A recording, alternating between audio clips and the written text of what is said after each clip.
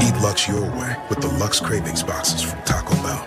There's the classic $5 box, the indulgent $7 box, and a whole new obsession in the $9 box, the Flamin' Hot Grilled Cheese Burrito. Try the Lux Cravings boxes at Taco Bell today. Hey Bronco Nation, this is Boise State football wide receiver Ben Ford. I've had to face some setbacks on the field this past season, but toughness isn't about staying down. It's about getting back up. I am proud to represent Lithia Ford of Boise, where you can find the largest selection of Ford trucks that are built tough and, like me, handle the hits and keep pushing forward. Come check out the incredible inventory and competitive pricing at Lithia Ford of Boise. And when you buy here, you're not just getting a truck, you're supporting Boise State athletics and Lithia Ford NIL partnerships. Come see us at Lithia Ford of Boise, where Ford begins in Idaho. Find your sun with Sun Cruiser Vodka Iced Tea. Made with real iced tea and real vodka. Cold, refreshing, and made for moments like these all year long. Let the good times cruise with Sun Cruiser. As sports fans, we may cheer for different teams, but there's one thing that we can all agree on. We want the game to be big. And with 3 levels, 30 cabanas, a 143-foot screen, 6 clean pools, and endless cold drinks, it doesn't get any bigger or any better than Stadium Swim in Las Vegas. All sports, all seasons. It's more than a pool deck. Stadium Swim. It's the only thing like it in the world.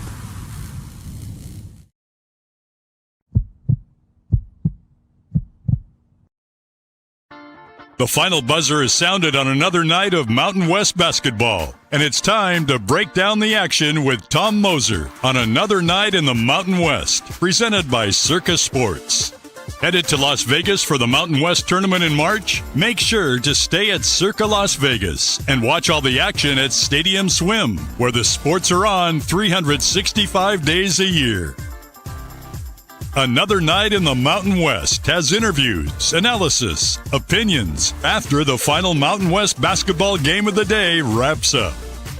All BNN broadcasts come from the Sun Cruiser Studios. Sunny days call for Sun Cruiser Vodka Iced Tea, made with real iced tea and real vodka. It's refreshingly smooth and easy to drink. Crack open a Sun Cruiser and let the good times cruise. The title sponsor of Bronco Nation News is Lithia Ford of Boise. Check out our full inventory of vehicles online at lithiafordboise.com. Lithia Ford of Boise, where Ford begins in Idaho. Did your team just get a big win? Suffer a bad loss? Come discuss it with us. Send us a comment or question in the ICCU YouTube chat, or leave us a voicemail at speakpipe.com/BNN. Now let's go to the Sun Cruiser Studios and join Tom Moser for another night in the Mountain West on Bronco Nation News.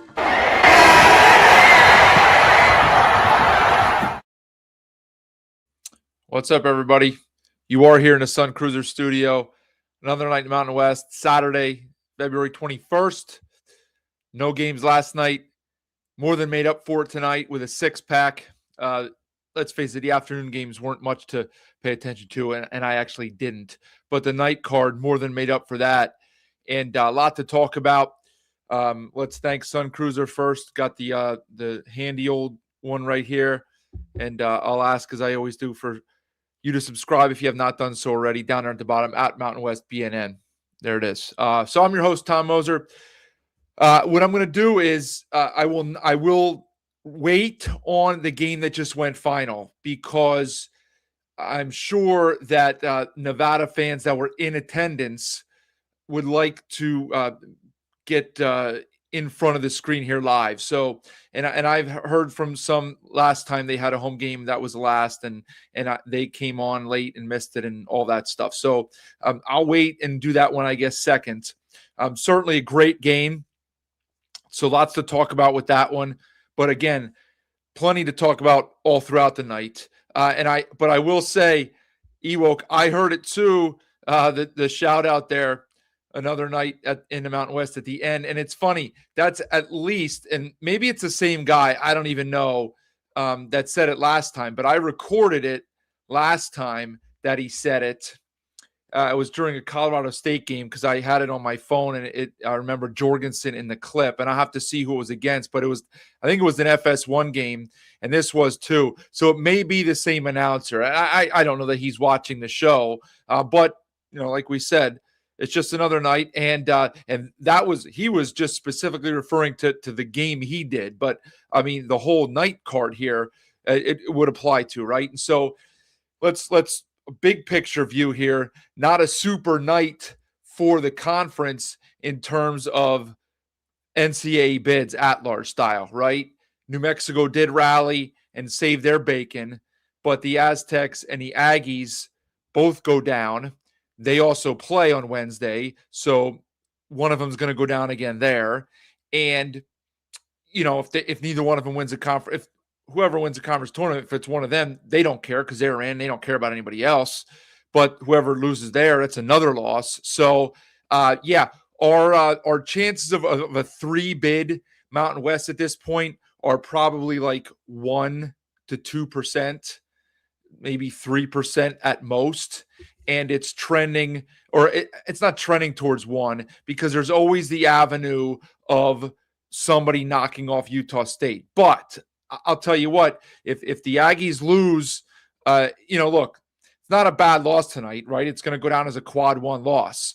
If they lose on Wednesday, that's going to be a quad 1 loss too. But you wait and see what happens to their seed projection now for all these online bracketologists, especially if they lose on Wednesday. It's going to put them in a really tight spot here where they don't want to be, which is in the 8-9 game. I talked about that the other night. But at this point now, after losing a game like this, you'll just be happy to get in, I guess, which is a shame because they've only lost 4 games all season, but not the strongest non-con. And we know the opportunities for the quad 1 wins in this conference just aren't there the way they were a few years ago. And, like I've said, I've been on the record many times as saying this, I would like us to get multiple teams in, but I'm not going to shed a tear over it. I'm going to enjoy the tournament the way I have for 30 plus years before I was all in on the Mountain West. And, I'll root for the 1 or 2 teams that we have in, and it's usually like 1 game anyway, sometimes a second game, but I'm going to enjoy the rest of the games, and it is what it is.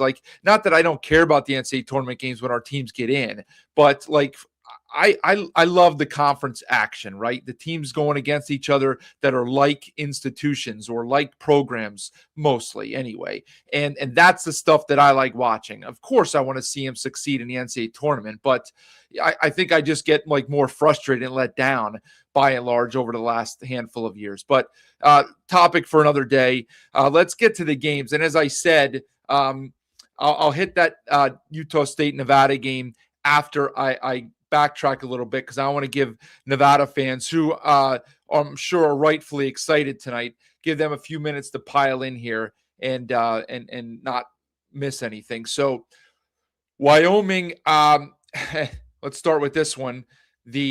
Another stunner. We had, I guess, 3 upsets today, very close to a 4th upset. And so we'll talk about one here that, that doesn't necessarily have massive postseason implications.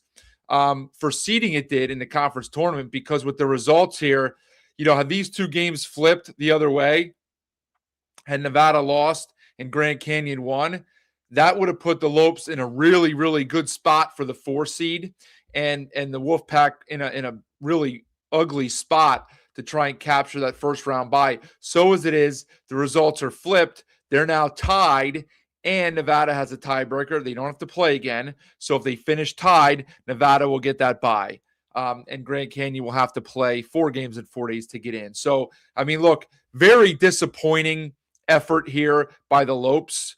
Now, credit to Wyoming, 100%. Credit to Wyoming for sure. Let me put the stats up here for a minute. So this game was concurrent with the New Mexico-Fresno game, and I watched that one on the bigger screen and the Wyoming Grand Canyon game on the smaller screen. So, that one got secondary attention for me, even though it was closer for the first 25 minutes.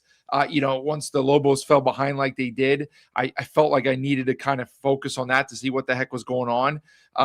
But, whenever I'm would look over to the Wyoming Grand Canyon game at a timeout or a dead ball or whatever it was. Like Wyoming just dictated the pace of the game, the tempo. It just seemed like they had the Lopes on their back heels the entire night. So like disappointing. You follow up a huge win in Viejas. Now, we'll talk about the Aztecs in a minute, but even if that win is slightly devalued based on how they play today and what they seem to be trending towards, and that's a non-postseason team, it's still a good win in Viejas. I mean, let's not kid ourselves here. That's a very good win, and you have to play well to win there. It doesn't matter what year it is or anything like that.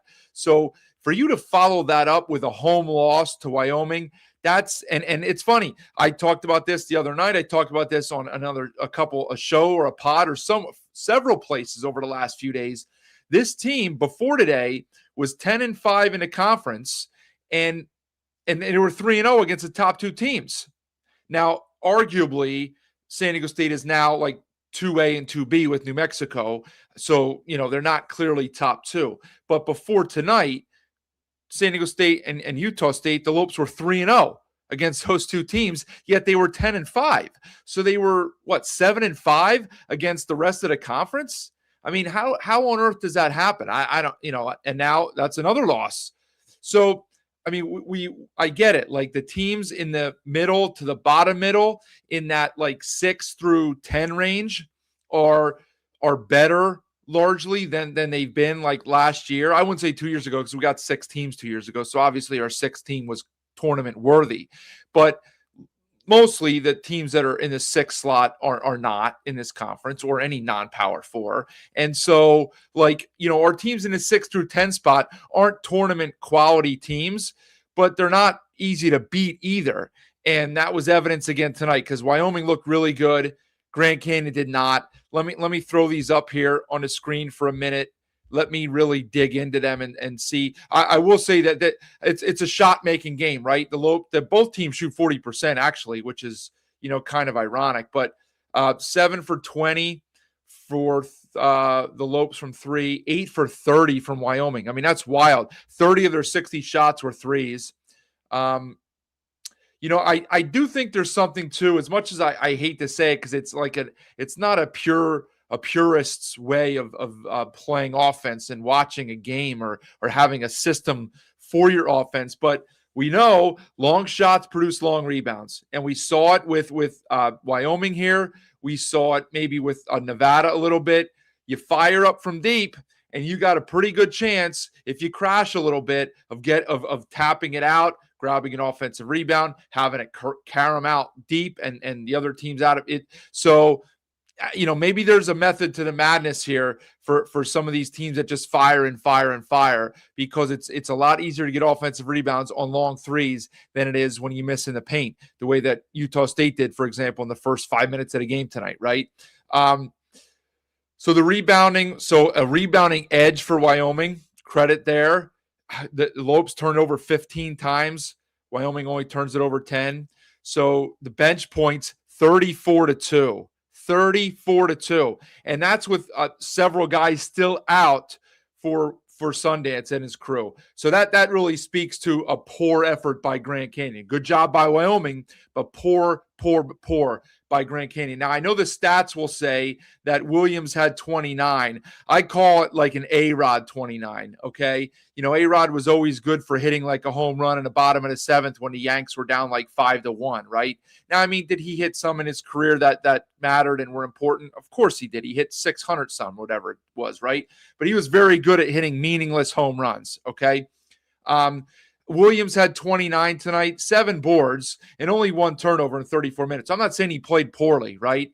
He took 19 shots. He probably leads the nation in shots per game for a point guard. But when I saw it, I saw Henley keeping them in the game here. Now, he only finished with 15 on 6 of 14 shooting. But again, Wyoming's defense was very good. As poor as Grand Canyon's offense was, Wyoming's defense was good, and nobody else really showed up. They got 2 bench points. Stromer, 26 minutes, and he had a bagel. He had as many points as all of you watching. Okay, he did have 4 rebounds, but 26 minutes, 4 shots, no points.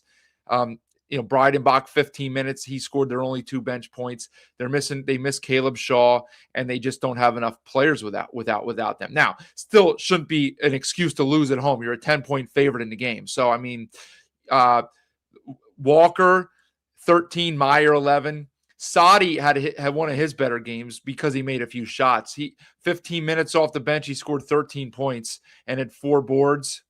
So good game for Sadi. He made 3 threes, and that was, those were clutch. Those were clutch. Bennett 9 and 8 boards. So good job. But I mean, listen, they just never let Grand Canyon get on a run. Every time the Lobos made a bucket or two, Wyoming answered, or they'd get a rebound or make a play. And they just, let me get these off the screen. I always forget to take those off the screen. And I'm hidden. Maybe I want to be hidden. I don't want you guys to see me too much. Okay. Anyway, so yeah, it's disappointing. Now, I mean, listen, that's the stuff you worry about. I've said often, like it's tough to keep the focus night in and night out when you're off the at-large grid. Okay. It might sound weird and odd, but the teams that do that are few and far between. Okay, that really kind of grind it out in the dog days, right? These aren't the dog days of summer, but they're the dog days of the college basketball season here. Fans, some players, it's almost, what do you hear? It's almost March. It's almost March. It's almost March. Everybody's just waiting for this tournament or that tournament or the postseason, right? But you got to get through all these games first. And when you're eliminated, and I'm not saying you're not playing for anything, but like your top goals are like off the board, okay? It's tough to grind out all those games. It just is. And so you come off that huge win, in Viejas, and it just, it's some teams have the makeup to do it and some don't. And, I've said all along their defense travels, but you got to make shots sometimes. And they only got up to 65 because they made a few shots late when it was just turned into a rat race to try and stretch the game out. I mean, they were lucky. They were in the 50s for it should have been in the 50s, but just not a good effort. Crowds there, crowds behind them. It's just tough. And you have to credit the opponent because Wyoming had a good game plan. They wanted to slow it down, defend, make other guys beat them, and nobody else could beat them on Grand Canyon. So, good job by Sundance. Probably, I mean, he'll take the win over CSU in the Border War first edition at the end of January. But on paper, certainly the best win for Sundance, probably in his 2 years, I guess. I mean, this is a top 60-ish net team, and so on the road, nonetheless. So very good win here for Sundance as they're jockeying for position too, right? And you know what else? I mentioned the other day, I started talking about like postseason teams and where we're going to slot teams and stuff. And, we mentioned San Diego State and their likelihood of passing on any non-NCAA tournament bid, right? I think that's becoming more clear as the days go by. They still hope to get into Big Dance. If they don't, I think they're going to shut it down, right? We'll see what happens with Nevada. I think Grand Canyon will go somewhere. I know Wyoming would love to get in something, even if it's just like the CBI, right? Which, people kind of make fun of, and it's not a prestigious one, but it's postseason basketball, and it'll be the first time Wyoming would get there since I think it was 22 with Ike, when Ike was a freshman, in the first of his 8 years of eligibility, and they lost in that first 4 game to Indiana.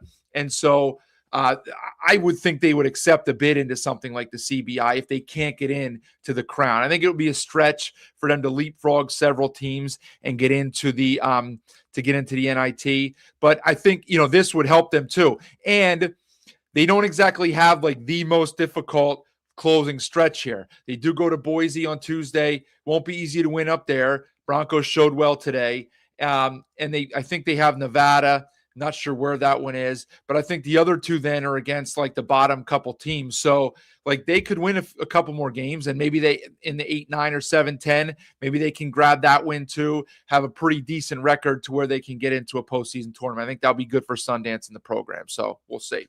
Okay, let me do the other 8 o'clock game for me before I hit on the night game, as I let some other Pac fans trickle in here.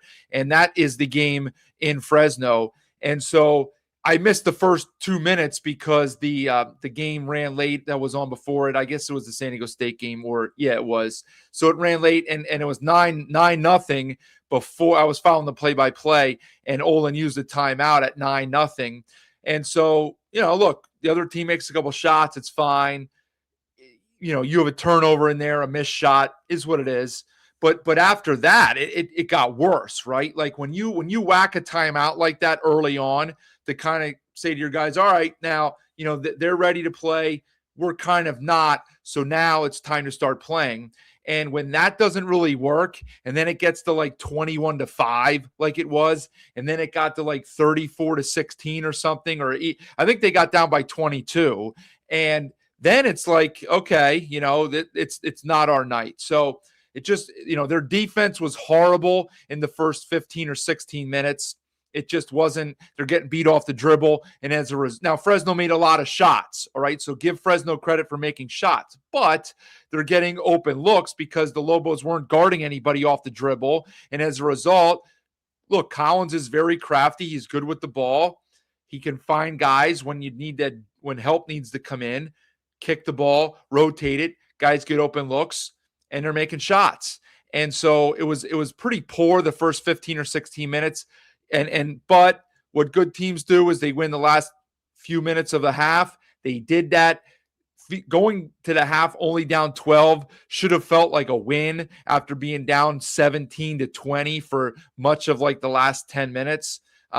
You had the Bouillon technical in there. Like, you can't do that when you're down. I think they were down 16 at the time. You can't do that, like slam the ball. Like, that's something you do in a pickup game. Like, come on. I don't know if they let that stuff slide in Europe. You can't do that. You can't just slam the ball like that. He was playing poorly, so I get it. He was frustrated, but like, channel that somewhere else instead of like handing 2 free points to your opponent, right? That could matter later. It's not like a coach getting a technical, getting on the officials to try and change the momentum. That wasn't going to change anything, right? It was, I mean, I don't want to call it selfish. I mean, in a way it is, but I don't think he meant it that way. But that stuff doesn't help your team, right? You're already playing poorly. You don't need that on top of it. But look, credit the Lobos for responding in the last handful of minutes. They could have been down a boatload more. And if you're down like 18, it's such a big difference from 12. And so that was clutch. I'm sure they felt good about themselves going into the locker room. What do I always say? The games are 40 minutes, right? You got to make adjustments. Olin's been good at that. Not to say that Wahlberg, did anything wrong, but the intensity dropped a little bit for Fresno, and the Lobos picked it up, and they made plays in the second half. Let me get those stats up there quickly. See what we can decipher from here. Try not to leave them up there for too long if I remember, but I get caught up. Both teams shot 52%, very similar numbers from the floor. They both made 7 threes. The Bulldogs took a few more. Not too many free throws attempted. It's what we like to see. Only 9 turnovers for the Lobos. Very good. Rebounding pretty even. Point paints massive for both teams, 48-46. Wow, I like that. That's old school hoops. 15-6 on the bench for the Lobos. And let's talk individuals. All right, let's look at the individuals. I thought Alberry had, if not his best, certainly one of his best games in conference play for the Lobos. He had 21, 7 of 10, 8 rebounds for a point guard. Yeah, I mean, that's pretty darn good. 7 of 9 from the foul line. Hopped with 10, Chol with 8. I mean, that seems to be Chol's standard line. 3 for 9 from the field, 2 for 8 from 3, 8 points. Bouillon really struggled, 2 for 9 from the floor, 7 boards, so you'll take that. 4 turnovers. Look, he is not Kevin McHale when he posts up with his back to the basket, okay? Some of you are probably too young for Kevin McHale, and since nobody really plays in the post anymore, I don't know who else to use as a reference. So maybe when I get to the chat in a minute, maybe you guys can kind of help me out with current day players who are good in the post with their back to the basket with their moves, like Akeem Olajuwon or Kevin McHale were. He's not great in that mode. Where he is good, where you could see, is when he can catch and face up like he did in the second half, rip through, take one dribble, and attack the rim and dunk it, okay? He's good when he gets a little space and he can kind of go around and by his defender. He's got a nice combination of like a quick burst, some quick athleticism and power, but when he's defended, walled up by a bigger or equal defender, he struggles to finish with his post moves. And 2 for 9 kind of really showcases that. But Hall was massive. He had 20, 8 of 12 shooting, only 3 threes. So credit Wahlberg and Fresno for running him off the line. He only took 3 threes. He made 2 of them, but 8 of 12 from the floor, 4 rebounds, only 1 turnover. He played 36 minutes, and he made the exact same shot. And I thought it was coming too. From the moment he had the ball isoed on that high wing, and the clock was running at 30 seconds, I thought to myself, and I should have had the phone out to record it, but frankly, there was a lot more congestion over on that side of the floor. If you remember against Grand Canyon, it was almost like cleared out, and he had all that room. Here, I don't remember who it was. There was a teammate there. There were defenders there, and he didn't have much room at all. But man, give the dude credit. A freshman in that spot, 1-point lead, got to make the shot, and he did twice now in 2 weeks. That's a shot you don't see guys take a lot anymore, right? It's a deep 2, like the analytics say, not a good shot, tough shot on top of it, but I don't care about analytics. You guys know that. But listen, massive credit to him. Huge. Rock was big off the bench too. Only 11 minutes, but 8 points, hit a couple threes that were big when they were trying to mount their comeback. So, I mean, listen, great job by the Lobos. That's really kind of I don't want to call it a season-saving win, but as the announcer said probably 42 times, they're on the bubble, and they're first, whatever the heck, first 4, last whatever. They couldn't afford to lose that game. We all know that, right? And now with the other results in the conference today, they find themselves only 1 game back and not out of the woods for the conference, even though, again, it's probably still going to require them to win in Logan. But maybe, who knows, right? Like, I don't think that's a 0 chance proposition. Okay. Clearly it can happen, as we've seen today. But I mean, that was a huge, huge result for the Lobos. Forget about the postseason stuff now. Just to get a nice win like that after trailing the way you did. I didn't think this would be a runaway, okay? I know we think that Olin is above, letdowns and all that stuff. But look, Fresno's a good team. And the first game you can't count because Collins didn't play. When Collins plays, they're a much, much better. I've said he's probably the most valuable player in the conference in terms of what he means to his team. Take anybody off of their respective teams, he's probably the most important player. I don't want to say most valuable, but most important player to his team. He didn't play the first game, played tonight, and everything just runs smoother with him out there. Hydrator back mattered. I mean, he had 22. He made some shots. And Gory's a really nice player. I hate to say it, but you have to imagine that Gory will not, I hate to say it, but, I don't know that we'll see Gory in Fresno next year. 21, 9 of 15, 8 rebounds, true freshman against a good team here. I mean, yikes. He'll have some suitors and some NIL bags being thrown his way that, frankly, Fresno can't match. And it's funny, I was about to say we won't see him in the Mountain West next year. We wouldn't anyway because Fresno won't be there, but I don't see him in Fresno anyway. I just can't see it happening. People I can identify talent when they see it. That young man as a freshman, he can certainly play. Okay, let me hit the comments here for a minute, and then I will get to the Utah State-Nevada game. Steve Alford, Alford gets his team a nice win. Best win of the season for Nevada. We'll talk about that in a second. Yeah, a horrible day for the Mountain West. Lobos make history. What was the history they made? I don't know what history it was. Was it their biggest comeback? Yeah, they definitely spotted Fresno. I mean, they took the first handful of minutes. It was that the largest deficit that they've ever overcome. Wow. Jake likes Camper, thinks he's headed for the Big 12. We'll see. I mean, the dude can play. There's no doubt about it. Yeah, Alonzo, the Aztecs bubble is popped. See, here's the funny. Well, I'll say that for when I talk about that game. Win out, take a couple in the conference tournament. Yeah, crazy comeback by the Lobos. Booth, oh yeah, big time. I'll talk about that in a little bit. Mile high dunk of the year, big time dunk there for Booth when he went down and flushed on somebody. Non-chalk day, Dan, you got that right. It was a dog day. Yeah, that was an odd time out there from Calhoun. I didn't like it. I mean, hindsight's 2020, and King got the basket, so it's easy to say that now. But look, they also drew a foul after it, and Templin missed the 1-and-1. So I mean, you got to make your free throws. Templin missed 1 out of 2 before it, and he missed the front end. So Larry's not a fan of Templin. Officials don't know what to do with him. He's a difficult guy to officiate. There's no doubt he's a difficult guy to officiate. If he's on your team, you love him. Right now, he missed the free throws tonight, but you can't blame him for that. Timothy, the bottom half had a day today. That's for sure.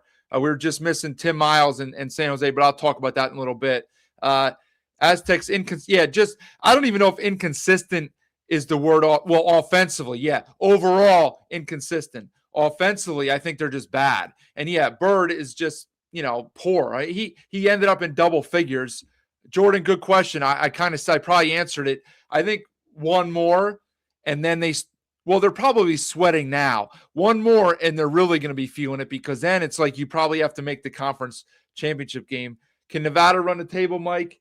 I'm going to say, you know what? They might be able to, actually. They might be able to. If their toughest game is home New Mexico and at UNLV, maybe they can. Let me see who their other 2 games are then. I know it's Wyoming is one of them. I don't know where that is. So hold on. I'm going to do this on the fly here. Nevada at UNLV, at Wyoming. Won't be easy. And then they are home Air Force and home New Mexico. They certainly could. I mean, winning those 2 road games back to back will not be easy for them at UNLV and at Wyoming, right? Are they better than those 2 teams? They are, but that doesn't mean anything. It's college basketball. These are 1-game affairs, right? We've seen it for how long, especially today. Doesn't mean anything. Odds are they will not. Odds are they will go 3-1, but they could go 4-0. They could go 4-0. Yeah, Spencer, their bubble is popped, and I will talk about that in a minute about them, because I know if they lose Wednesday, yes, it will be popped if they lose Wednesday. I know most people think it's popped already. I do not, and I'll tell you why. Tate, you got to rebound better. I'll put the stats up in a minute when I talk about the game, but you got to rebound better, okay? If they win out, make the final and win, is the 6th still possible? Probably not. I mean, again, this is only a quad 1 loss. They win out, make it to the final. Winning out and winning the final would mean winning 7 in a row to finish. So if they're 22-4, they'd be 29-4. I guess. I don't know. I mean, look, here's the problem, and I always say this, right? Colton thinks the Aggies are going to spiral. I don't know. We'll see. I think they're playing good basketball. Definitely gave Lobos needed that to stay alive. Yeah, they got it. They earned it. They got it. I don't. Here's the problem. These other teams, it's fine, because that's the way it is, right? We can't do anything about it. But these teams just get quad 1 opportunities twice a week, just about. So whether it's Kentucky or Purdue, whoever it is, any of these teams that are in the 4, 5, 6, 7 range, where 3 out of every 4 games they play are quad 1 opportunities. Okay. And if you're a good team, you're going to win 2 of them. And that's in 2 weeks. That's more than the Aggies have all year. And so I just don't see him getting a 6. I think at this point, after the loss tonight, you should hope for a 7. You should probably sell some, donate some blood to get a 7. Trade some blood donation for a 7, because you don't want to be in the 8-9. Worse yet, you don't want to drop another one and be sweating it out like Boise a couple years ago, where they should have been comfortably in, and then they ended up in Dayton in a play-in game. So don't want that. Don't want an 8-9. You should want to win out and just take a 7. And if the other teams in that 6 range lose out and you can slide up somehow, great. But I don't think it can happen anymore. I don't know why their defense has dropped off. The first half defense was horrible. Why has it dropped off? I don't really know. It's possible that the coaches in this league are good, right? And there's little subtleties that they catch on film, and sometimes they just look to exploit matchups.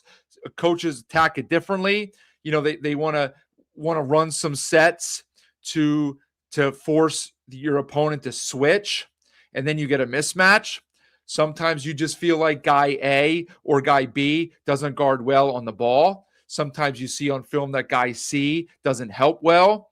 Sometimes you see that other things. Okay. Also, and I'm not big into analytics. It's possible, and I don't know if this is accurate or not. I should probably check it out. Maybe it was just a case of certain teams like shooting poorly against the Lobos for a couple weeks beforehand, right? And then the last 3 weeks, it's gone the other way, starting with that San Jose State game a couple weeks ago, right? Teams have been hot against them a little bit, okay? But part of that is you're not guarding the ball well. You're not guarding the ball well because it all starts there. If you don't guard the ball well, your whole defense breaks down and you're in scramble mode because you got to help, you got to rotate, you got to recover. You're off balance, you're off center, makes it difficult to rebound, and it just sets everything in motion. So you got to get better guarding the ball. You got to be better on the ball. Okay. Let's see. Nevada hosts New Mexico Tuesday. Yes, they do. The tournament will be straight cinema, Sky, 100%. A lot of teams fighting for their lives in there. Fun one. Yep. Stromer, massively disappointing. I mean, look, I guess that's kind of why he didn't stick at Gonzaga. Like, if you can play, Few's not going to tell you to hit the road. So they don't have any bench. They need Shaw, okay? Anybody can win a tournament. There's no doubt. Could we see a three-way tie for first before next weekend? Well, that would require New Mexico to win in Reno and San Diego State to beat Utah State. Yeah, it's certainly possible, Nicholas. Absolutely, it's possible. Okay.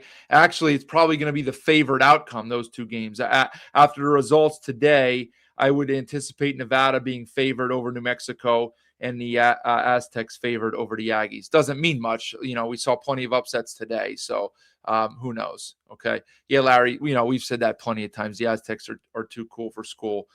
Loser mentality I mean, look, they're not connected and they're not bought in. Okay. And, it's unfortunate. It's unfortunate. So I will talk about them in a little bit. Yeah. As a Lobo fan, we need to defend much better if we're going to be in the mix. There's no doubt.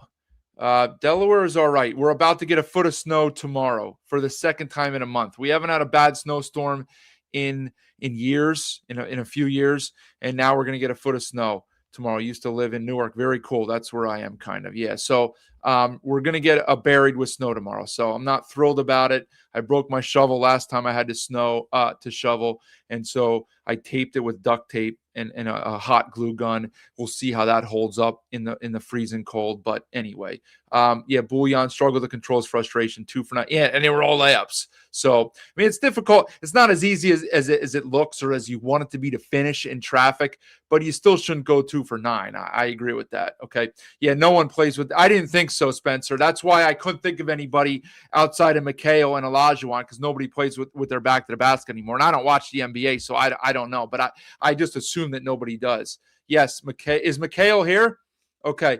Yeah, it's funny. I did call you Jello, and then I realized you were Gel Lobo. So appreciate you joining in. Crazy day in the conference for sure.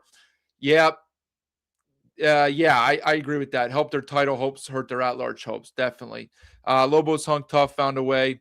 Defense must get back to what it is. Absolutely. You know what else? We know what else hurt the Lobos today, ironically, is your boy Donovan Dent, because he went buzzer to buzzer. He went coast to coast. When I was a young buck, maybe some of you in the chat remember this, mid-90s, UCLA was the 1 seed. They were playing Missouri.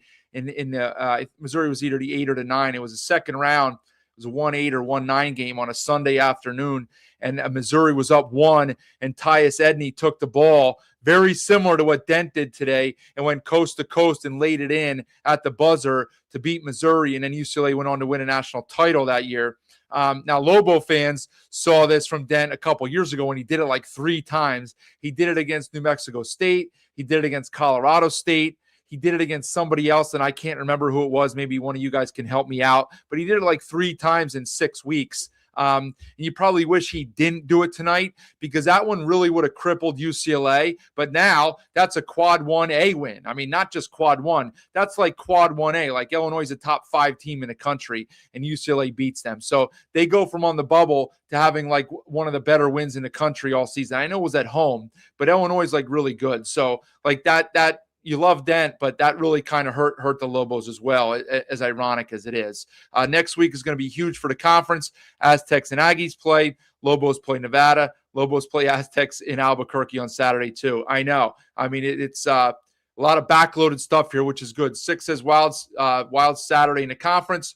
Hard to say what the best path for Boise is now in terms of seeding. Yeah, there's no way to know right now at this point, Sick. Like I said, I said the other day, you want to avoid GCU, clearly. You'd probably like to get matched up with Boise. With New Mexico. You swept them.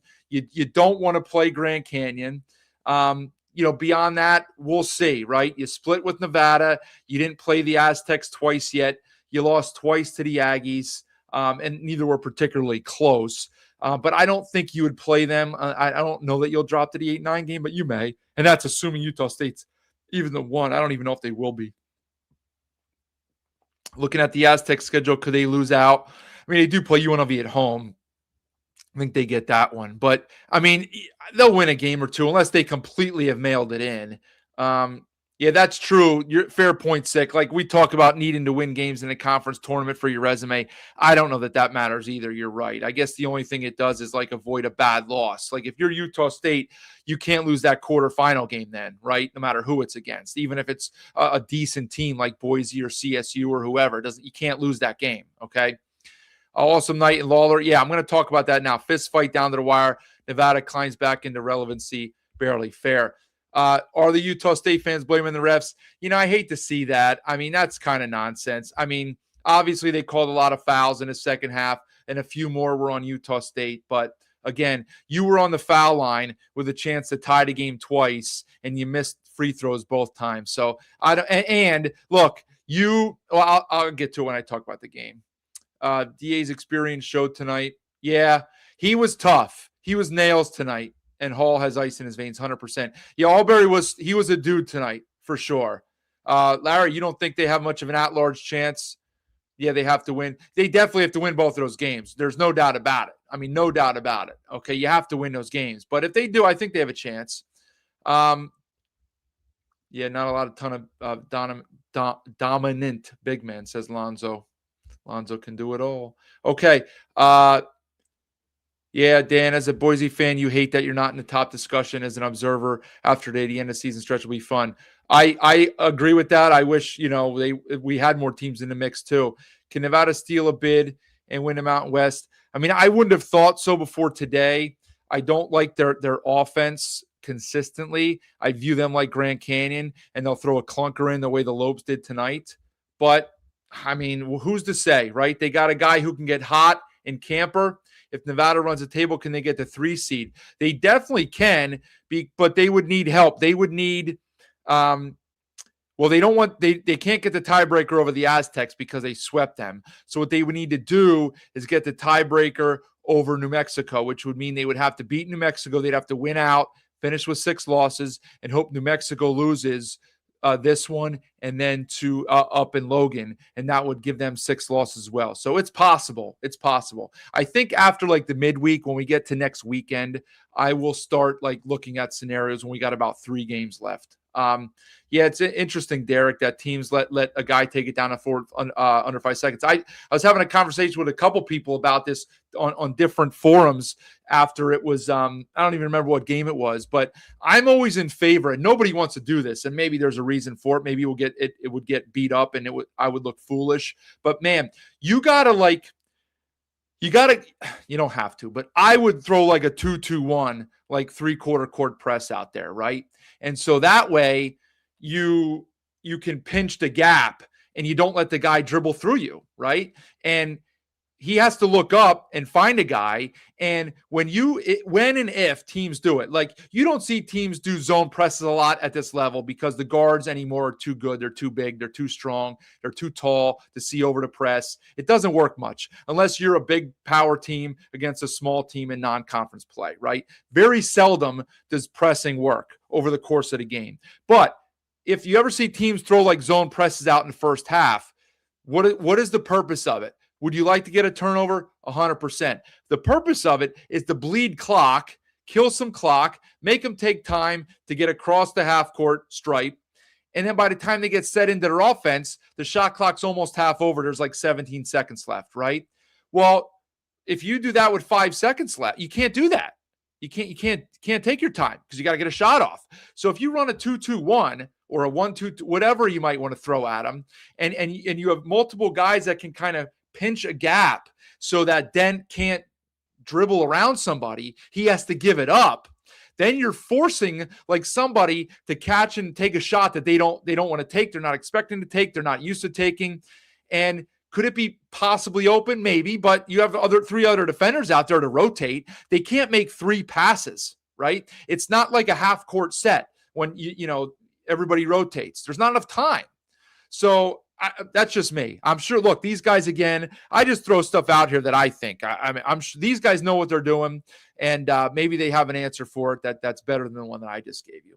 Yeah, you did see Dent do that regularly. Hurts rooting for USC. Yeah, USC's gone in the tank here, and they lost to Oregon today, who's awful. So USC probably is slipping down. I'll check this stuff out tomorrow. Dent with the deja vu, no doubt about it. Yeah, Cronin, he's been a whiner lately, but that's how stuff works. He's selling his team out. He's whining. He's crying about everything, and then they come out and win today. UT Arlington, was it, Jazz? Yeah, I forgot about that. Probably for a reason that I forgot they needed that against UT Arlington. Perryman, yeah, it's funny. I don't know why. Well, you know what? I will say this, Michael. Drake Allen was very good today, and I'm going to get to the stats and break that game down in a second. I'm just about done. Was that in Boise, that game? That's funny that happened, Mark. I didn't remember where the game was. I remember that watching the play, but I did not remember that was in Boise. So you want to avoid if you're a Boise fan, Sick wants to avoid Utah State and GCU in the second round. Yeah, that makes sense to me. Dutcher, he better stop playing 10 dudes or find 10 better dudes. Utah State's the only team that could avoid right now that could avoid a bid stealer and still get a bid. Slow down the ball handler. That's the zone press. That's what I'm saying. Okay. Well, I'm not saying UCLA will make it sick, but I really think they would have been almost cooked had they not won that game today. And so that it hurts because it's a quad 1 win. I mean, I don't know what they have left. I haven't looked, but I'm sure they're going to play a few more quad 1 games. All they got to do is win like one more. No, I'll probably have like 5 quad 1 wins. So I'm sure they'll take a team like that. Okay. B thinks today worked out well for the Lobos. Got the dub, and both teams above them lost. At large, still alive, in conference title mix. Yeah, from that perspective, 100%. Okay, let me get to the late one now. I'm going to assume that most Pac fans have filed in that are coming in to watch here live. Let's talk about what happened there. 80-77 was the final. And so here's what I want to say, because I'm not going to talk about the officiating. The game was 71-65 with 6 minutes left. So before that prayer 3 by Falslev with a few seconds left, whatever it was, the Aggies scored 3 points in the last 6 minutes. So that's not going to win you any games. And I highly doubt, okay, I can't remember every possession off the top of my head. I'm not Rain Man, but I highly doubt the officials were up there with brooms sweeping the ball away at the rim and the net when the Aggies were taking jump shots, right? So did they call some fouls? They did, okay? For the game, they called 23 on Utah State, and they called 15 on Nevada. So 8 more, not ideal, not what you want if you're a Utah State fan, okay? You also understand that you're on the road in conference play, okay? I do not eat pineapple on pizza, but I'm a pretty basic eater. I'd eat pepperoni on it, maybe some beef or sausage, not black olives, not pineapple, none of that. I don't need that. Okay. And so, you scored 3 points in the last 6 minutes. Like, come on. So I don't want to hear that. But listen, credit to Nevada, because the announcer or the analyst said early second half, he got the feeling, and I thought maybe too, that the Aggies were going to stretch this one out. Not win by 20, but just kind of stretch it out little by little, win by 8-10. That I would consider that going away and a tough place to play here. But, Alford got his guys to respond. Really poor effort on, I guess it was Tuesday, right? And I wasn't sure how they would respond here, and they did. They responded. Really good first half. I thought their defense was really good all game long. It's just that the Aggies shot the crap out of the ball. They shot, well, both teams did if you look at the numbers there.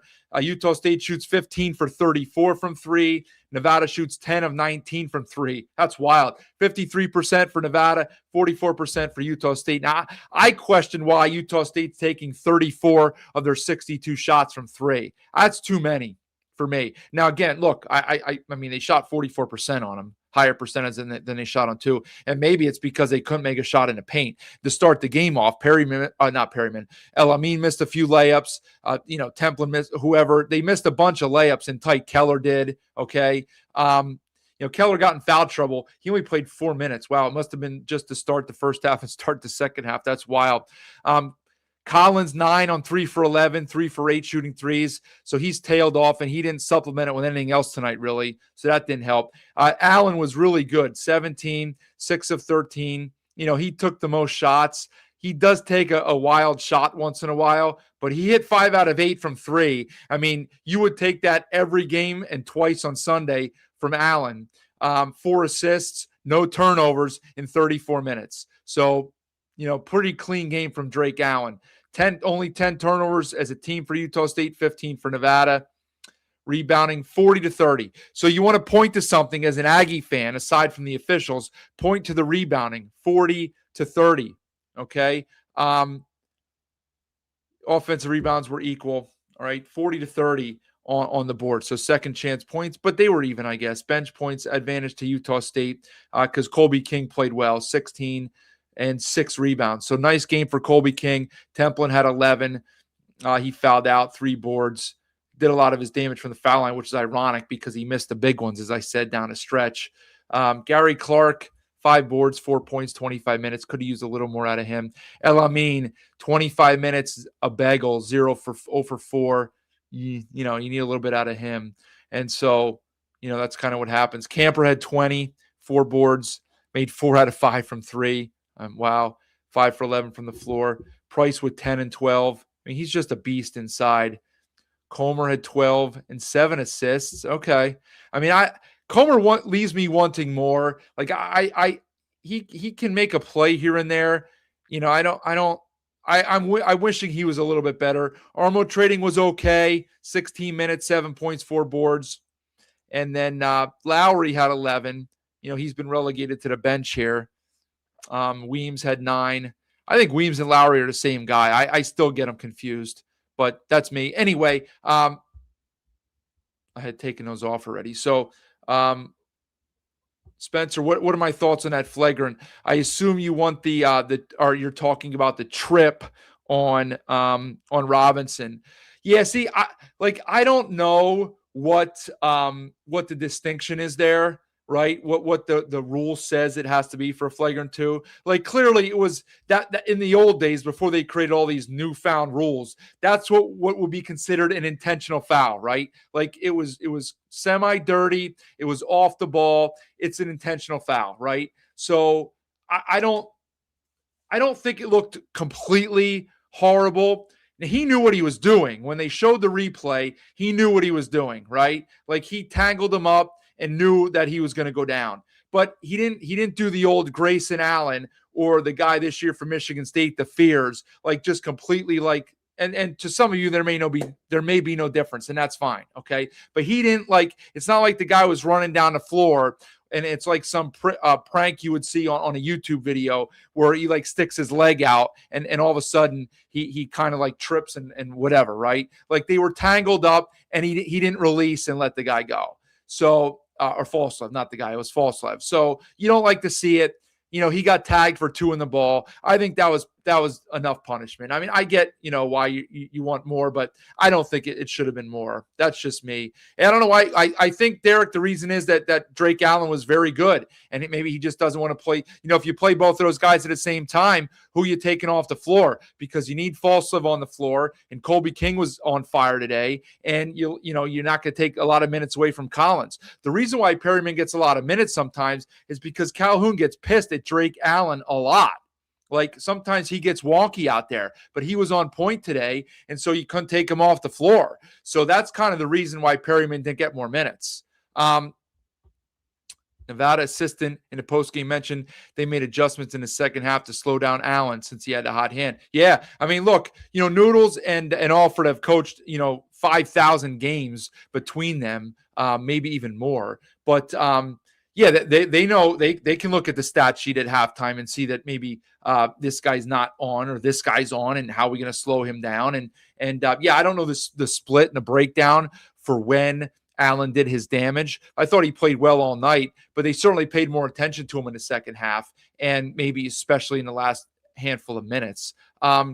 What's Nevada's new stadium going to do for the program? I think it certainly helps. I mean, it stinks for them that they're going to fall back into the Mountain West, where it's not going to be as well resourced. But I guess from their perspective, they should expect to be one of the top dogs in a conference, 100%, right? Like Chris Murray's talked about that. Obviously, you have Grand Canyon and you have New Mexico. Beyond that, all the other big spenders and serious programs are leaving for the pack. So there's a spot for Nevada to ascend into a prime position in this conference. Now, it may be with a new coach, right? We don't know how long Alford will be around for, but that doesn't matter. You make a good hire. You got good resources. That's what coaches want. Okay. Like, you're not going to get a power 4 coach to come in and take the job, but a good up and coming coach, he wants a well-resourced program against his peers. So within the conference, right? It doesn't have to be a matchup with resources of a Big 12 program, because you're not playing those programs. You're playing other teams in your conference. So are you resourced as well as the other teams in your conference? And in a couple years, when that resort, casino, arena, or whatever it's called is built, they will be. And so that's enticing to coaching prospects, and it should be for players too. Let's see. What did I skip here? Yeah, I know, Derek. Yeah, I didn't know he made 5 either. I would have thought I would not have guessed that he made 5, but I don't think the stat sheet lies. I mean, he definitely made a couple early. I know that, and 1 late. So I don't know. What are we doing here? Okay, yeah, Ben Simmons. He has shot the ball poorly. I think he missed like 13 in a row at one point. It may have even been more. Yeah, Larry, appreciate that, since I haven't done it in a while, and I can't believe I'm 56 minutes already, and I still didn't even hit on the San Diego State game. And I didn't even want to be on here past, oh, wow. Sun Cruiser. Go get your Sun Cruiser. Go get it. Okay. What else? What else we got in here?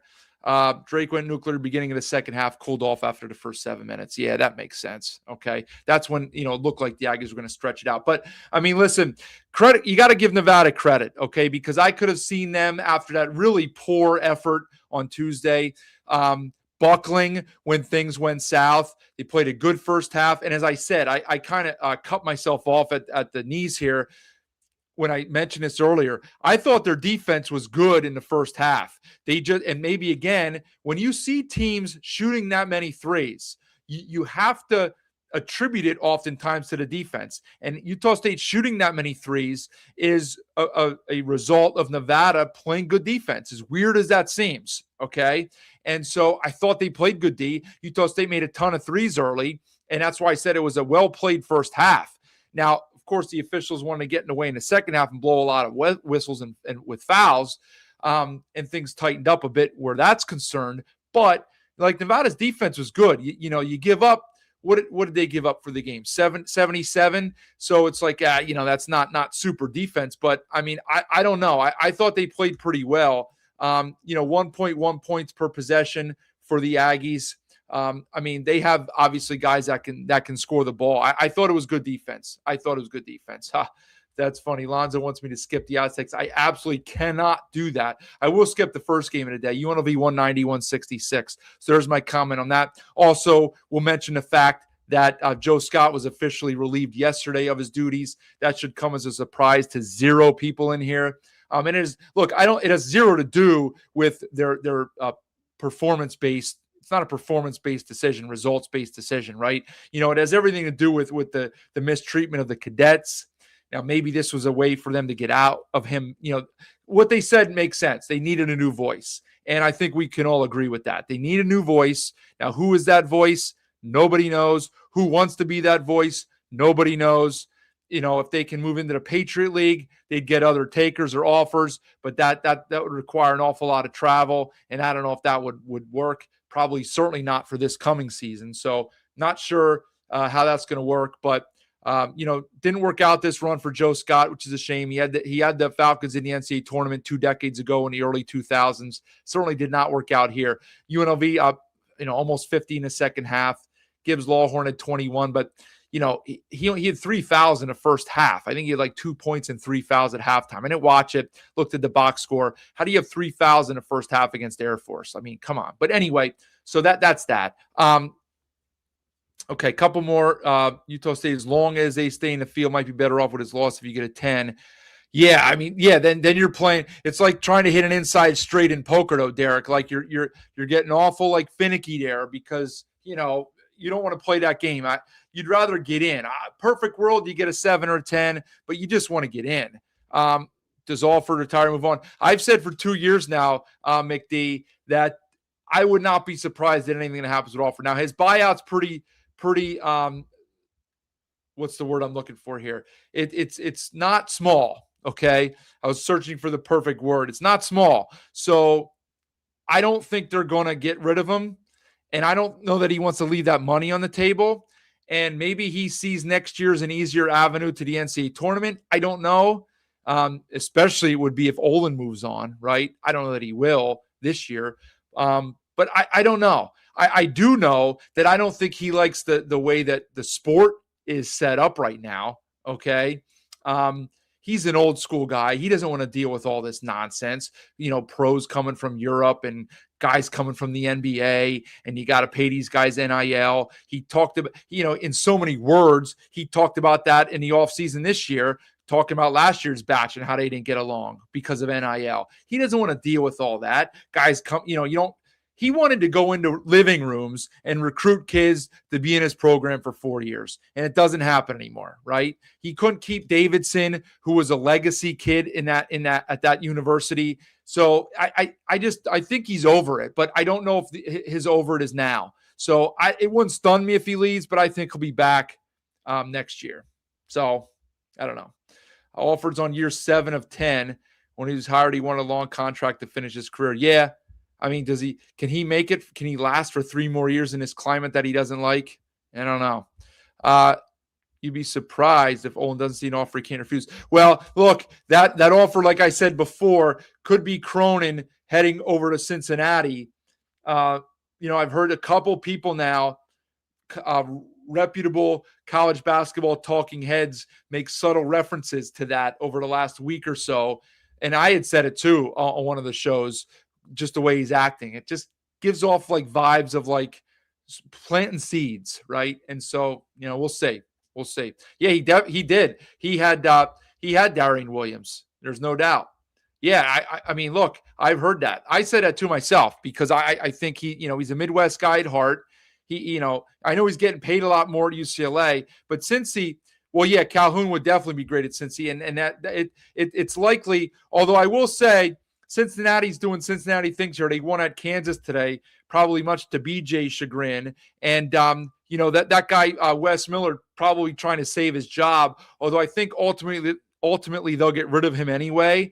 But if they do sack him, it looks like anything could happen, but it looks like it would be Calhoun or Cronin. They'd probably reach out to both. I'm sure there's people in that program. I have no connections there or whatever, but that would prefer, some would prefer A, some would prefer B. And so it's all what kind of financial package they can put together for both. because it would take more money to get Cronin because of how much he makes now at UCLA. But for Calhoun, same thing. Like, can they give him enough money to lure him away?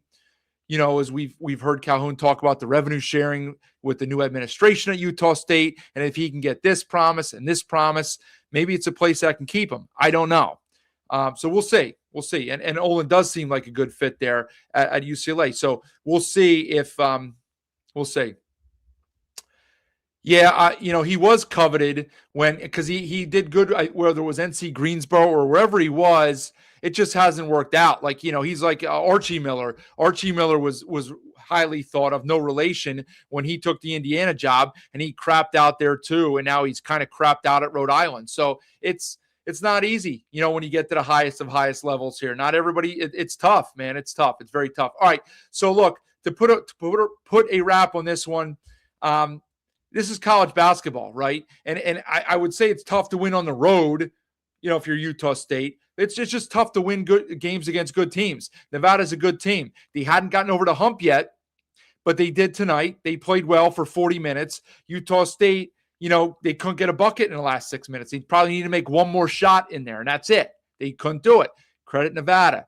And it's a tough one for Utah State, especially when you have to go to Viejas next. Okay, they didn't want to drop this one heading there next because, somebody said they could find themselves in a three-way tie,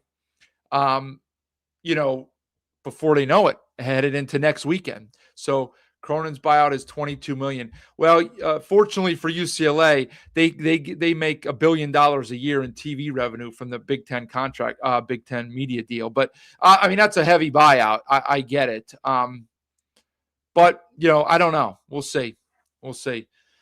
They'll probably try to fire him for cause like Kansas State did with Tang. That's what people like to do these days, look for outs and things. Okay, so let's talk about the San Diego State game. I'm over an hour already. I got to cut this off in like 15 or 20 minutes. So let's 83-74 was the final in Moby. Interesting game here. As the Aztecs are floundering down the stretch, they shoot 38%.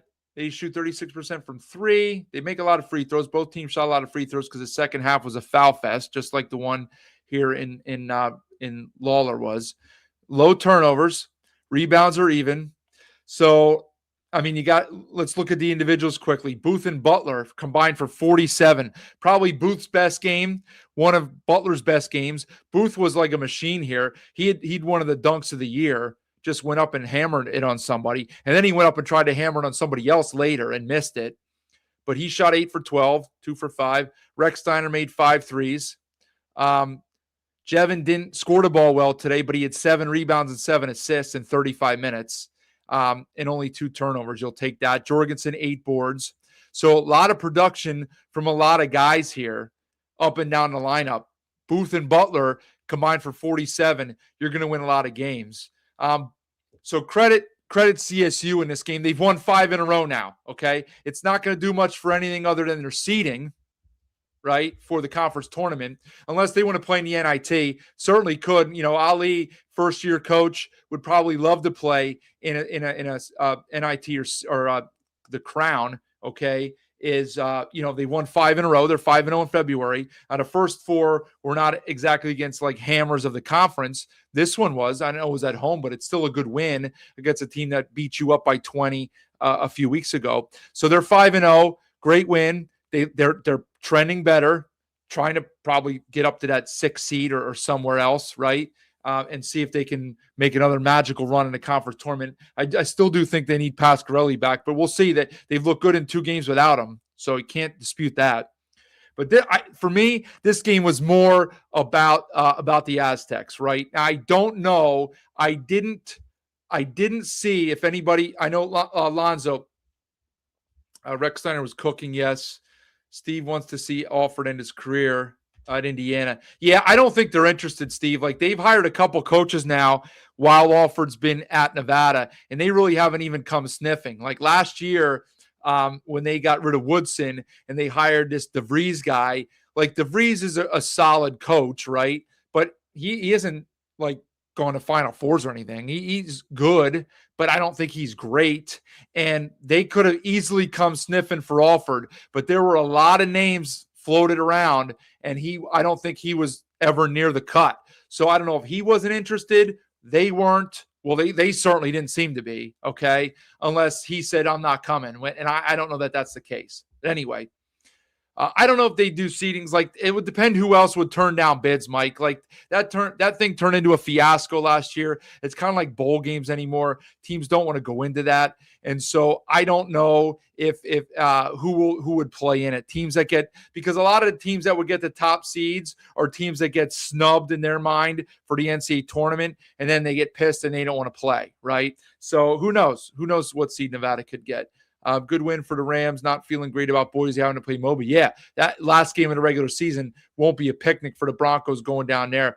Yeah, so Derek, Lonzo, or anybody else, Paul, if anybody else is in here, because I didn't follow up on Twitter about this because I was watching other games. What was the deal with Gwath today? Because he played in the first half, didn't look good, but then he didn't play again. What's going on there? Like, we might as well just bag him right at this point and sit him out. Okay, whether it's mental, physical, whatever it is, it's not working, and it seems to be like a hindrance at this point for the Aztecs, right? Like, is he not? Can he not? And it's like a distraction. So you don't need that. You don't need that. Okay, you got enough issues to figure out and solve if you're Dutch, right? Because I want to know what happened too, Derek. I don't even know if I put this on there, but he's come back from injury, something strange. 5 minutes, yeah.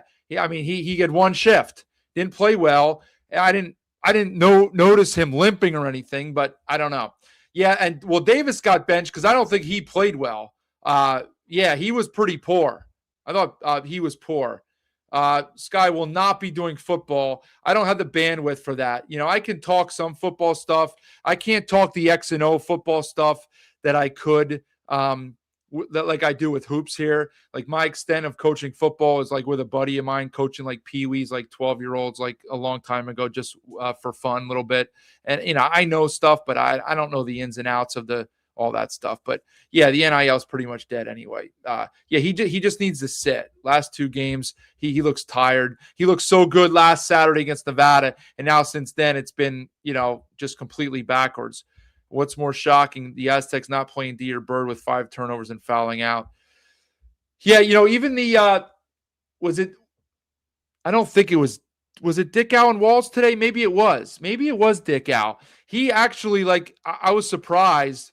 He actually called Bird out for like the dramatics, like on the court, pretty much saying how he'd like to see him cut that stuff out, you know, like the gesticulations with his hands and the look into the officials all the time and the demonstrative stuff. And like I've said it many times, right? Like, you know, maybe he feeds off of that, but man, I just think it needs to go. Like, I just think it needs to go. I don't know. Yeah, he certainly has not improved in his years of offense. So let me look at his stats here on this one for the Aztecs. I went over to the Rams. Well, you want to know, BJ, he only had 1 turnover, 21 minutes, 1 for 4. Maybe Dutch didn't like his defense. 3 boards, wasn't making much happen. 5 points. Bird 4 of 14. He scored 15 points, but several of them were in garbage time because he wasn't in double figures until late. He did have 9 boards, but he also had 5 and 4 assists, but he had 5 turnovers. Like that, I mean, can't do that. The Rams aren't a turnover forcing machine either. They're not, okay? Odin, you know, I don't want to say I don't want to use a negative term to describe him, but he's not a very productive player. Waters, 16, a quiet 16, because he wasn't super for much of the first 30 minutes either. Heidi, 6 and 5, talked about Gwath. Harrington looked like he had just come back from an injury. He was rusty. He wasn't super today. Newman hit a 3, so that's bonus from him. Compton was okay. DeGorville took like one of the worst shots you'll ever see today. There was plenty of time left. He comes down and takes a 3. Fine. It was quick, but fine. He gets his own offensive rebound and like takes 1 dribble back and takes a 3 again within like 3 seconds. I like audibly said, like, what was that? And I never comment here while I'm watching the games out loud because like nobody's listening to me. So I just like say it to myself. But I like outwardly said, like, what was that? Because it was like he's doing a 3-point contest and he has to get shots up within a time. Like, what was that? I don't know if anybody remembers that play or not. That's like a symbol of what they are. Their offense is completely just disjointed. Yeah, you remember that, Lonzo, right? That was awful. It was ridiculous. Like, the first one's bad enough. Like, you're not a shooter, but fine. You want to take it, go for it. But you hustle down and you get the rebound. Don't dribble it back out and take another three. That you're not in rhythm. You kick it out on offensive rebounds for threes. You don't dribble out and take your own again. Like, what are you doing, dude? But no offense to the Rams and Ram backers, but they're not exactly a stout defensive team. Do I think they've improved slightly over the course of the season? A little bit, okay? But, man, they made the Aztecs offensively made the Rams look like Houston defensively today, okay? Now, yeah, they piled some points on in the second half, but that first half offensively for San Diego State was atrocious. It was as bad as the New Mexico defense in the first half. Like, horrible. So, I don't know. Horrible. Yeah, poor shot selection, Jordan. Rushed. I mean, they're just out of rhythm. They just don't have anything going there. Dutch, yeah, I hate to say it, Derek. He doesn't really seem like he has much of a scheme and whatever. Yeah, he's got the old Jay Wright in him, okay? He'll live with the shots they take, and they kind of have a lot of freedom as long as they bust their butt on defense. And, that kind of is happening, but not consistently and not again. I don't know. Anyway, okay. So really poor. And, here's the thing about it, though, because everybody wants to like stick the nail in their coffin. Here's the thing. Their next 3 games are all quad 1 games, right? Home Utah State, at New Mexico, at Boise. So now this is a massive if after the way we watched them play twice this week, okay? But it is basketball. We've seen things flip on a dime before. But if they win all 3 of those games, that's 3 quad 1 wins in 10 days, 8 days, whatever it would be, okay? You can't tell me that if they win those 3 games in a row, they have 1 quad 1 win right now. That's it, 1, okay? So if they get those 3 in the next week and a half, that would be 4 quad 1 wins. You can't tell me that they'd still be way out with no chance. No, I don't believe that. They'd have to beat UNLV, avoid a bad loss in a conference tournament, and see how the other chips fall as far as other teams around the bubble, okay?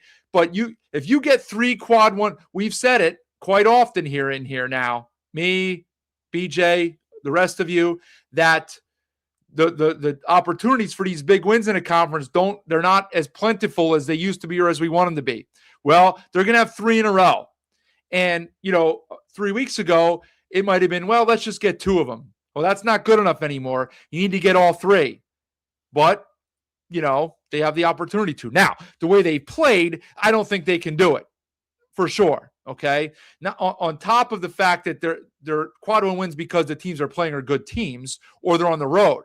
Like at New Mexico and at Boise are not going to be a picnic. Now they have to play an angry Utah State team who donked this game away in the last 5 minutes. Okay. And they're reeling themselves. They just lost at home to Grand Canyon, and they just lost today, in Fort Collins. So they're not playing well. And I don't know if I have faith in them, turning it around, because it goes back to what I said 3 months ago. They got dudes, but they don't have dogs. And some of the dudes don't even show up to dude out all the time. They don't. And so it's not working. It's not jiving. Alonzo, I hate to have that feeling, right? But I just don't know how you can feel anything else. Yeah, Dutch doesn't exactly have a 45-page binder of plays, does he? Yeah. So I don't know. Really disappointing from them. Okay. Now they did get a big break here with Nevada pulling that game out, because if they can beat the Aggies now on Wednesday, they're tied. And so we'll see what happens. So their potential for a conference title still has hopes. They're going to have to win out, but we'll see. So good job by the Rams, as I said, but not super for the Aztecs. And then quickly on the Boise game, I didn't watch this one. I was doing stuff, but here's the only thing I need to look at for this, as it was a 5-point game at the half. And then you want to know why it turned out the way it did, as you look on here, is because Tim Miles had to do Tim Miles things today. He played, again, 6 guys. Now, Overstreet played 3 minutes. His 7th guy played 3 minutes. He has 4 guys that played 40 minutes. 4 guys played 40 minutes. Garland, Myers, Bell, and Ganga. 4 guys played 40 minutes. Like, how is this happening? How is this a thing? I just don't get it. Good job by Boise. Balance, Fielder, Meadow, Andrews, all in double figures. Spread out, rebounds, assists. They out-rebound the Spartans by 6. They only turn it over 8 times. Take a bunch of threes. They make 38% of them. You'll take that. Spartans make 4 out of 23 from 3. So that's it right there. They need to make shots to beat teams and hang in there. They didn't do it tonight. They also didn't have anybody to play. So that's unfortunate for Miles and his team. But it's just ridiculous. I know. It's absurd. It is. It's insane. It's absurd. I can't believe that it's happening. I really can't. How many years does Dutch have left? I think a couple, I'm going to guess. I think a couple. I really think he wants to see what this new conference is all about, play Gonzaga twice a year, maybe mix it up. He gets out of the altitude that he doesn't like somewhat, right? Somewhat. Still has to go to a couple places, Fort Collins, Logan, but he gets out of Reno. He gets out of Albuquerque. He gets out of Laramie, stuff like that. So I think he has a couple more in him, but who knows? Maybe he's got a little bit of offered in him too, where he just doesn't want to deal with this stuff anymore at this point. I don't really know. So, yeah. But okay. So good job by Boise. I honestly, after how they've looked the last week, blowing that UNLV game, and then kind of not really competing for 40 minutes in Logan, I wasn't sure what you would get out of them today. But I mean, it certainly helps when your opponent has 6 guys. But they played well apparently and showed up. So good for them. Good job by them. Okay. For 30 seconds, I'm just going to list the games on Tuesday. The big game is Wednesday, Utah State and San Diego State. Also Wednesday is UNLV and Grand Canyon. 4 games Tuesday, Wyoming at Boise, San Jose at Air Force in the game we all want to see if the Falcons can get a conference dub. Fresno at Colorado State. And then the big one is New Mexico at Nevada. Big game. So that's 11 Eastern, 9 Mountain, 8 Pacific, CBS Sports. So that'll be a late night for me. Tuesday, after that one, I'll be live to talk about those 4 games. Wednesday is a doubleheader, 9 and 11, same thing. So late night after San Diego State, Utah State goes final. So look, huge game then, implications for Nevada and New Mexico on that game on Tuesday night. The others just playing for seeding. Wyoming, Boise, those teams are near each other in the standings. Wyoming could creep up and improve a slot or 2. Same thing with CSU and Fresno. And the Rams will be out for revenge after they got beat in Fresno a while back. So that's what we got there. All right, let's give Sun Cruiser one more shout. Appreciate them often, always. And subscribe at the bottom there. See it scrolling at Mountain West BNN, at Mountain West BNN. I'm sure most of you, I say it all the time, are already subscribed. If you I'll get to that in a second, Larry. If you haven't already, please subscribe. Free subscription, not a big deal. Just click on it. Today was the day they have an Air Force player on. They had a second half lead. I didn't know they had a second half lead. I know they were down 3 at the half, and then the first thing I looked, they were down 10. So I did not know that they had a lead. But yeah, I do feel bad for Miles. It's terrible. Appreciate you being here, Lonzo, and everybody else that's here too. Thanks, Derek. We got a couple weeks of these left. So thank all of you for being here. Hour and 22 minutes. All right, 1:53 East Coast, 11:53 Mountain. Big night in the Mountain West. The at-large conversation did not go well tonight, but it's all right. We got games that we're watching. I'm enjoying the games. If we don't get multiple teams in, it's all good, right? We're going to watch our teams in the conference tournament. That'll be a great thing to watch. And the next 2.5 weeks too, okay? Well, I guess 2 weeks now. No, it is 2.5. No, I'm sorry. Geez, I'm out of it. All right, it's 2. Okay.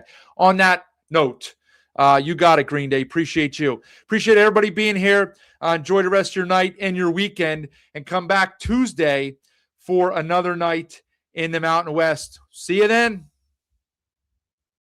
Get ready for the time of your life at Circa Resort and Casino, Las Vegas's newest destination for fun, featuring the world's biggest poolside tailgate party with 3 levels of action, 6 pools, and a 143-foot screen. The fun is always on deck with all the games all year long. Stadium Swim, located in downtown Las Vegas on Fremont Street. Book the time of your life today at circalasvegas.com.